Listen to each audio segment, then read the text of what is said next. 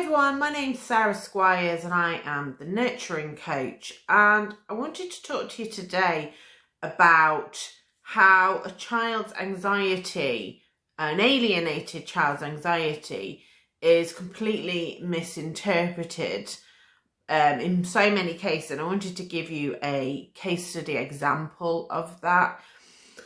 I've read so many professionals' reports stating that they acknowledge that alienation has taken place or is taking place, and that the children are being emotionally abused by this process. They even acknowledge that the children's thoughts about the parent have been heavily influenced by the alienator. What they then go on to say is usually, but the children do feel this way, and therefore it's probably best if we don't do anything. So obviously I'm summarising, but that's the gist of it. So they acknowledge that a parent has manipulated the children into feeling anxious and to reject the parent through false allegations and through their behaviour, but they're not prepared to do anything about it, because what they think the child wants, even though and this is the bit I really struggle with, they acknowledge that what the child thinks has been planted by the alienating parent, but then they take what the child says as the guide for what they should do. But the child has been influenced by the parent.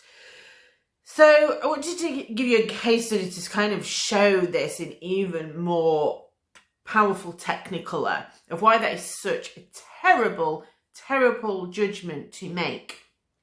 And ultimately what they're saying to children is, we know you're being abused, but we're not going to do anything about it, which in summary means you're worthless. You're not worth us doing anything about it. So just stay where you are and put up with it. Which is absolutely abominable to say to any child, especially when that's kind of the message that they're getting from their alienating parent anyway. So they're getting this double whammy of, my own parent is doing this to me, and then the people that are meant to protect me, or paid to protect me, are telling me that I'm not worth saving. So massive, massive long-term impact on their mental well-being and their self-esteem. So anyway, case study that I wanted to share with you. Did some family therapy with a case where alienation had been identified. And in this particular case, it was mum was the alienator, dad was the targeted parent, and two children, junior school age. And we met parents individually, but first time we met the children was with mum, and mum brought them in and they were already quite peaked in their behaviour. Mum had set the tone that the kids didn't want to be here because no one listened to them. And during the session, the kids both were incredibly aggressive, both verbally and physically, with myself and my colleague, headbutting us, throwing shoes at us, threatening to kill us. And these were young children. So, I mean, it was not particularly nice to see, but equally we didn't feel threatened. But all mum could say was, that's not very nice, is it? There was no discipline on that. There was no, there was nothing put in place by mum to prevent this from happening, because it supported her narrative. So the kids absolutely were terrible. They were aggressive with each other, and they were aggressive with their mum as well. They were just, like I say, their behaviour was very peaked to present. as very unhappy, lots of swear words about what they thought of dad, very insulting. Again, mum did nothing to correct other than the odd, that's not very nice, but exactly in that tone, no authority behind it whatsoever. Second time we met the children, dad brought them in, and they were different children. They were lovely. They were really lovely children. They sat and played with us on the floor. They talked to us. They had fun together. They were chasing each other around. If they got a little bit boisterous, dad would put consequences in place, which they knew there were things that he did at home. So there was clear boundaries, and really, they felt really safe, and you could see that, you could feel that from them. And yet again, constantly that narrative had been, they don't want to go, they're scared, they kick off in the mornings on the days they know they've got to go, I can't get them to school, they're all this, they're all that. So a very common story that is told. But when we met them with dad, like I say, different children, lovely, very much more relaxed, much calmer, much nicer. Talked about their likes and dislikes. Just all in all, really lovely children to be around. Next time we saw them, we got everyone together. We got mum. We'd done sessions with mum and dad in between times, and brought some of those things up. But next session we had, where the children came along, it was mum dad bought them. Dad bought them, and they arrived, and they were fine. You know, they were kidding around, but they were fine. He had them under control. You know what I mean with that. It was that everyone was sort of reasonably well behaved. There was lots of laughs and lots of jokes. The second mum walked through the door, all changed, completely changed. One of the children was much better.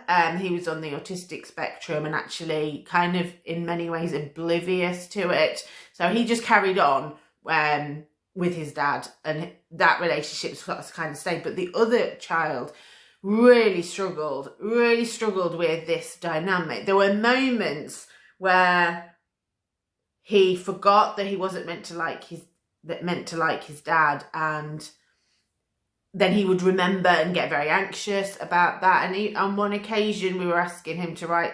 We had a flipboard for them, and he wrote something on the board, and he'd written out like an in-joke between him and his brother and his dad, which showed us that there was this great relationship because they had in-jokes, that, you know, they had banter between them. But he couldn't write daddy. He had to do it like in Hangman with the lines. And we kind of said, well, what was that meant to be? And he really struggled. He was like looking around, didn't know. And that was really sad that he wasn't even allowed to say that, but a very clear indication of this influence in the room that he felt he couldn't. But he was very confused. And at another point in that one as well, he was running around, and he jumped over the settee onto his dad, and his dad was worried he was going to hurt his neck, he was going to land funny, so he kind of supported him down. But obviously he was sort of mid-play and a little bit wiggly, and dad had got hold of his arm, and we were all there, we were all in the room, we all saw everything that was happening with that. And the kid jumped off, ran to mum and went, daddy hurt me, and she had to say, no, he didn't. I saw that. Because obviously she couldn't have said anything else because we were all witnesses. And this kid was like absolutely beside himself, sobbing, because clearly you could tell that this is what they've been taught to say and always been rewarded. And suddenly the rules had changed, and he didn't know what was going on anymore, because mum wasn't giving him the usual praise and reward that he got for making those sort of claims. Suddenly she was saying, no, that's not what happened. And he was absolutely distraught by this. But it was very powerful for us as observers to have that. But very sad for the children. The final time that we saw them, we had them all together again, and this time Mum, but Dad came first and bought them, and again their behaviour was peaked before they even got to the door. They came up the stairs, and on the cameras, the office staff were saying they were kicking off. Got to the door, came through, and were being aggressive, verbally aggressive, you know, just being silly. And it wasn't, they were laughing as they were doing it. They were not in any way distressed. They were laughing, but they were really they were putting on a show. They really were putting on a show. And Mum at one point was turned round to them when they were laughing and said, "I know you're scared."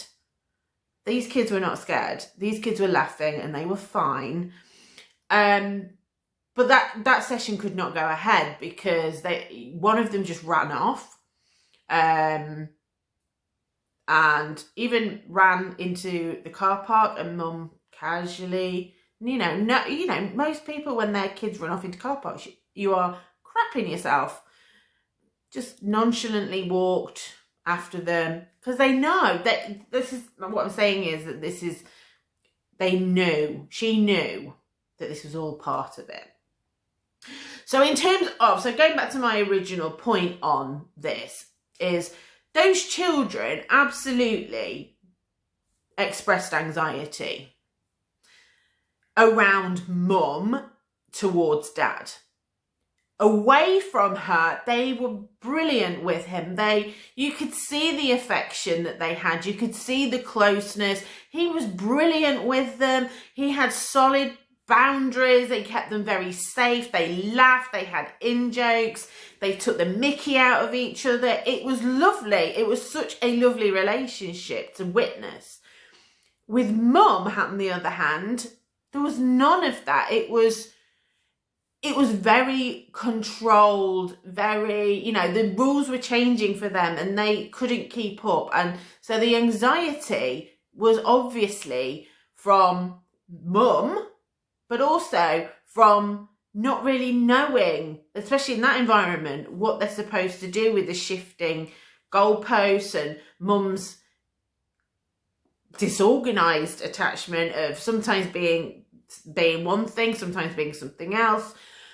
So to professionals, when you are witnessing a child saying, "I don't want to see that parent," and them seemingly being anxious, and they may have physical symptoms of that anxiety, you have to do some work on seeing those children with the targeted parent on their own, completely away from the influence of the other parent, preferably for a good hour away from them, so that you can see how they really interact. Because when they are in the company of someone who is manipulating them, which has been identified, they are going to behave the way that parent wants them to behave. They are controlled. If you do not see them away from that parent, you are not able to see their genuine feelings towards the other parent. So you cannot put in a report that they are scared of their dad or Mum, because you haven't seen it, you haven't witnessed it, you haven't seen the relationship. It makes me so angry that piece of work is not done, and sometimes it is done, but it's not matched. They'll see them in contact, either in contact centres or obviously with COVID, they'll see them on Skype calls together. And, when the other parent is present, they are completely different. When it's just them and that parent, the relationship is more natural. It resorts back to how it naturally is. The influence and the anxiety comes from the alienating parent. It has to stop. It has to stop where we are saying, we know that you are abusing these children, but you know, the kids are saying that they don't like their other parents, so I guess we've got to go with that. It's lazy and it's abusive and it is unprofessional, and it can't keep happening. If you are not doing a piece of work whereby the children are being seen with the parent in a safe environment, you know, this isn't you going, right, let's leave them to send them round to their house on their own and dump them in it. This can be done in a safe way, a supported way. But you can see that without the influence, give it 10, 15 minutes and they'll know there's no one around to see, they will resort back to their natural relationship. When I say no one there to see, I mean the alienating parent isn't there to see. They will, because that's their natural and authentic feelings. What you're seeing with the anxiety and the hatred and the saying that they are scared, that is the anxiety coming from the parent. Now, obviously, I'm not saying that some children don't get anxious at separation, you know, but we cannot have reports stating we acknowledge that mum or dad is influencing the child's relationship and opinion of their other parent, and then not do a piece of work with those parents. It's just wholly wrong, unprofessional, and we are letting children down if we do this. So I wanted to share that with you, and I hope that it gives you an insight into what's really going on in those relationships, what, you know, and how extreme it can present. Those two ends, that case study that I've given you, you know, those children, if you just took them in that last time that we saw them, they were kicking off. They, like I say, they were laughing and joking as well. And even one of them, when we said, well, fine, we're not going to do it, said, oh, no, I'll come in now, because the game was over.